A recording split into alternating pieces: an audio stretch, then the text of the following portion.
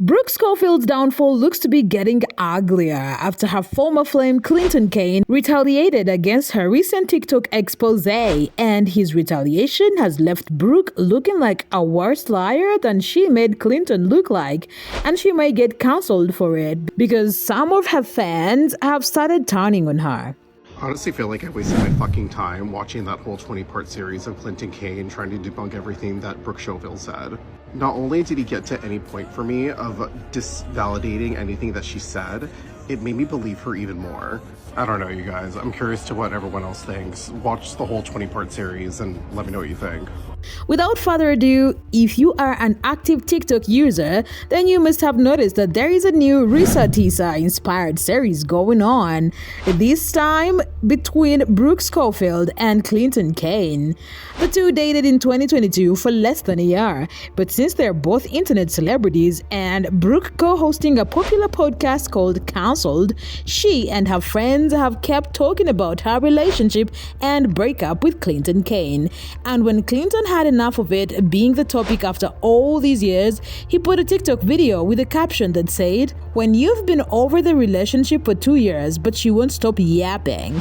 This angered out Brooke, who immediately showed him what yapping was for real. She immediately took it to her TikTok and channeled her inner Risa Tisa and shared with her followers in a 14-part series what a liar Clinton is and all the lies he told. It started because obviously he made the video where he said, and I quote, "When you've been over the relationship for 2 years and she will not stop yapping about it." It just set me the fuck off, honest to God. What do you mean she can't stop yapping about it? You are so lucky that I waited until this. I gave you all this time to say something yourself or come clean or fix it somehow, some way. And you are going to make everybody think that I'm crazy and I'm obsessive and I'm like trying to destroy your career. I was just fed up, and honestly, like I was already in like a highly emotional situation, and you know what? I made a little bit of a series. I made 14 videos. The biggest one being the fact that he lied about the death of his mother, father, and brother. Your mom passed? Yeah. Your brother passed? And your dad passed? 1 year, yeah. Yeah, it was a lot. Chicken Tendies is actually about losing my mom. And I had a talk with my publicist about explaining how to explain, because I wasn't ready to talk about it yet last year, about like losing my mom.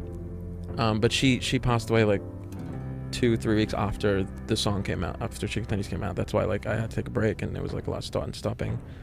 Other lies included that he lied about his age and faked an Australian accent and many more. Shortly after she embarrassed him all over the internet, Kane is returning the fire and spilling all the tea, discrediting all the facts she stated to show that she was instead the one lying and he wasn't receiptless, because he did bring all the receipts. In a more than 24 TikTok part series he did, I am going to go over the major factors he addressed and the lies he exposed Brooke for having told. The first parts of his series, he clears out the fact that he and Brooke only dated for 3 months and only 13 days, which is contrary to what Brooke initially said, that they had dated for 6 months. Hey guys, I'm sorry it took a bit long for me to respond to all the allegations that were made from a 3-month relationship. 3 months, 2 years ago. I want to remind you that I'm not a podcaster, I'm not an influencer, I'm a musician, and I'm not doing this for views, likes, fame, or monetary gain, because honestly, this has just been draining, and I am tired.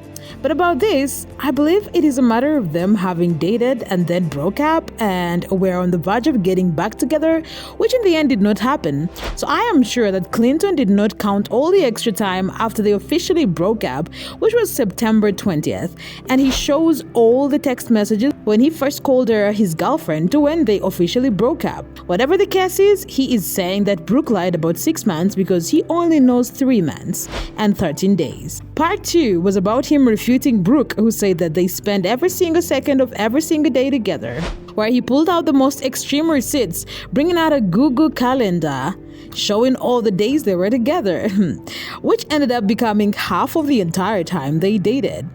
Another lie he exposed was that she said that when she told him that she found Kid Rock hot, He had a meltdown and was so upset, of which Clinton said that there was more to it, that she said that she would F the ish out of Kid Rock when they were with his friends at a dinner, of which he felt pretty embarrassed of her saying that. Speaking of dinners, this takes me to the next lie he exposed, which was basically how Brooke lied about them spending 4 hours on the first night they met and how they ordered everything on the menu, of which Clinton just showed receipts that they only spent there an hour. After that, Brooke said they spent the night at an expensive hotel which costed in thousands, of which Clinton just said that she was lying and making everything look big. Well, it wasn't, because the hotel only costed $600, and of course, he posted the literal receipt from the hotel.